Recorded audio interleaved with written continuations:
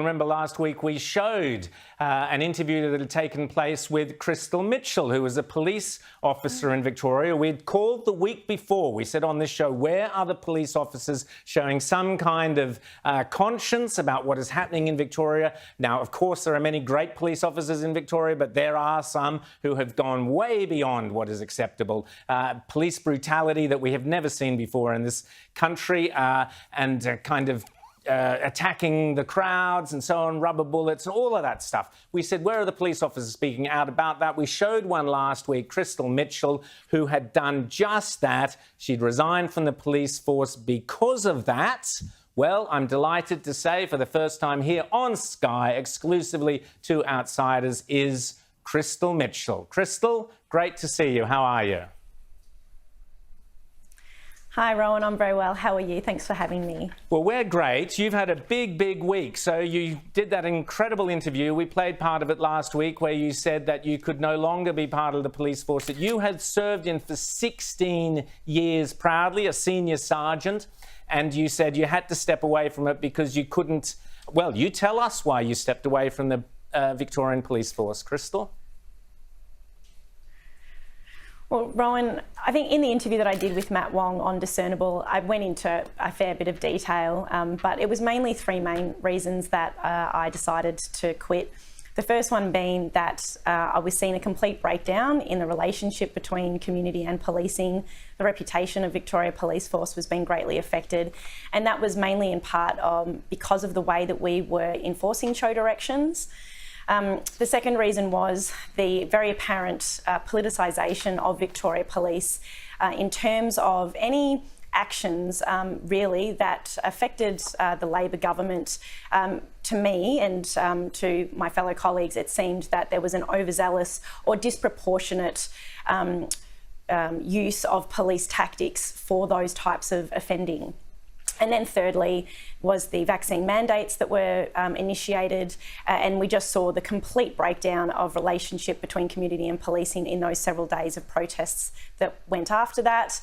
And now with this discussion of vaccine health passports, whatever you want to call them, these vaccine passports, which is medical segregation, we all know who's going to be expected to enforce those rules, and it will be the same people, the same members that have been enforcing these show directions this entire time.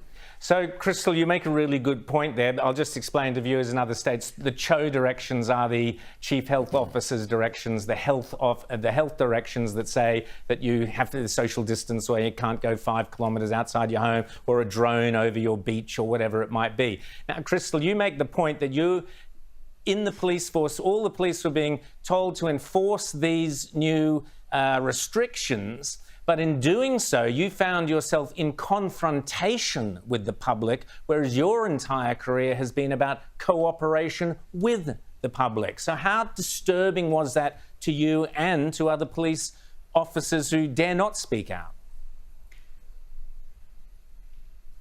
So very concerning, Rowan. Ultimately, police don't join Victoria Police to enforce these types of laws or rules or directions or whatever you want to call them onto the community. And surely there was a much better way that we could have engaged with community to help keep everybody safe during a pandemic without coming down. And I think, maybe you and a lot of your viewers have seen a lot of the footage in where there's certainly been a disproportionate use of force and an overzealousness in enforcing those directions. And it has just completely harmed the reputation of Victoria Police, which that upsets me because I was proud to be a police officer, really proud to be a police officer, in fact. And then for the last 20 months, I didn't want to tell people what I did for a living.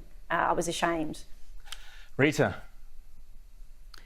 Well, I guess you didn't join the police force to be patrolling playgrounds and to be arresting grandmothers on park benches or checking bathrooms at golf clubs to make sure they're closed, because apparently bathrooms at golf clubs were dangerous for about 3 or 4 days. I mean, these show directions, some of them are bewildering to say the least. I just want to play you some footage of what happened yesterday of police officers checking coffees to see if the people holding the coffees actually had liquid in the cups. Let's have a quick look. Us, myself included, I work out. Do you just mind if I check if there's actually anything in that? Oh, yeah, there's coffee in there. Enjoy your coffee. Thank you. So, what's just your ridiculous, reaction isn't to it? that? I mean, what have we become? It is. It is. And what do the majority of your colleagues think? Because obviously there's a lot of police officers who are quite happy to enforce these show directions. But what do you think the percentage is in those who have some, who don't feel great about doing that?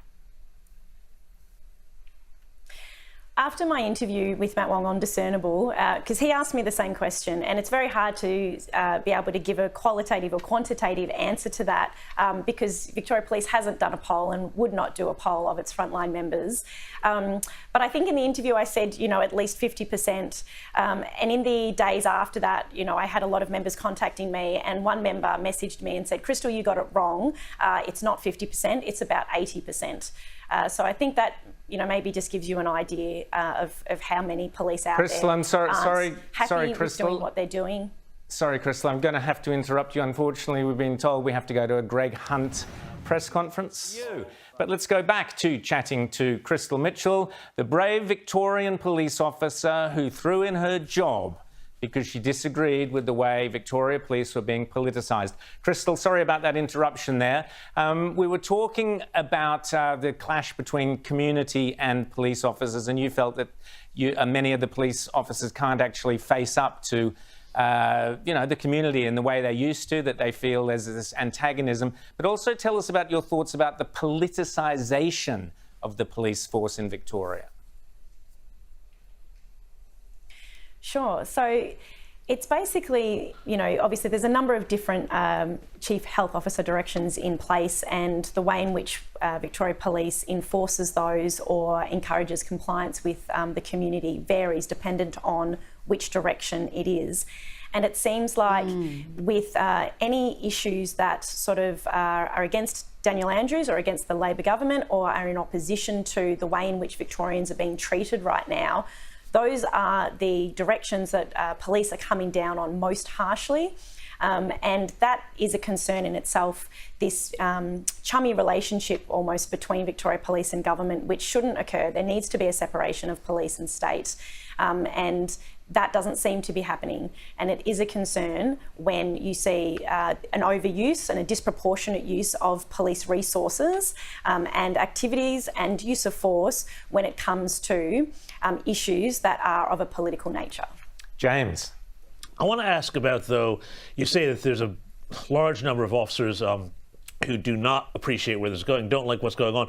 But we've also seen the footage of officers doing things that look from afar like very disproportionate uses of force, body slamming people, pushing over people, spraying them in the face with pepper spray and the like.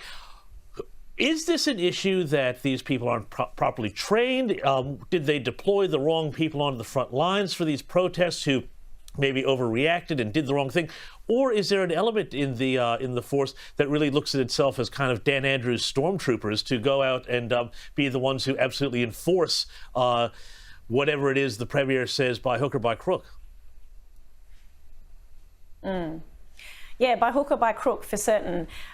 Those members, though, I think fail to realise that they will still be held accountable for their actions and their disproportionate use of force, and that regardless of how Command says that these directions should be enforced, how Dan Andrews uses certain divisive language when he gives his own press conferences about how police will enforce these directions, all of those members will be held accountable for their actions. So it's certainly a caution to those people that they do need to start. Chris, has anybody been brought up, before whatever the internal affairs type mechanism is at Victoria Police over their behaviour during these protests?